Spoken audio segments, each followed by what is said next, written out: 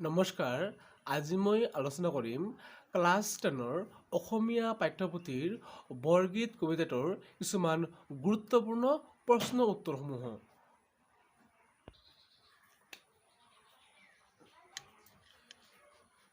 Question number 1, তোমাৰ পাঠ্যপুথিৰ অন্তৰ্গত বৰগীতটিত কবিয়ে বান্ধৱ বুলি কাক সম্বোধন কৰিছে?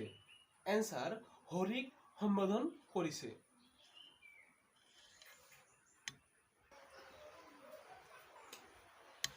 কুৱেশ্যন নম্বৰ 2, তোমাৰ পাঠ্যক্ৰমত অন্তৰ্ভুক্ত শ্ৰী শ্ৰী মাধৱদেৱ বিৰচিত বৰগীতটো কি ৰাগৰ? Answer: Basanta ৰাগৰ।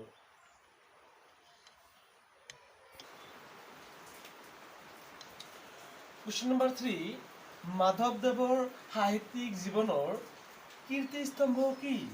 Answer: Namghosha.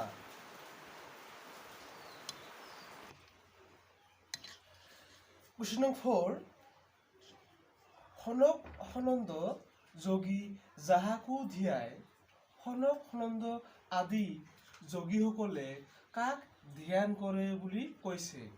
Answer: ভগৱান শ্ৰীকৃষ্ণ। কুৱেশ্যন নম্বৰ 5, তোমাৰ পাঠ্যপুথিৰ অন্তৰ্গত বৰগীতটিৰ ৰচক কোন? এনচাৰ: শ্ৰী শ্ৰী মাধৱদেৱ। কুৱেশ্যন নম্বৰ 6, মোহপাশ মানে কি? এনচাৰ: মোহপাশ মানে মায়াৰ বন্ধন।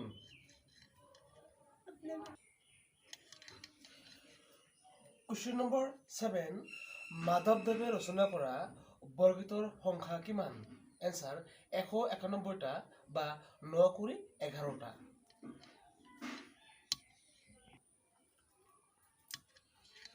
কুৱেশ্যন নম্বৰ 8, নামঘোষাক আৰু কি নামেৰে জনা যায়? এনচাৰ: হেজাৰী ঘোষা।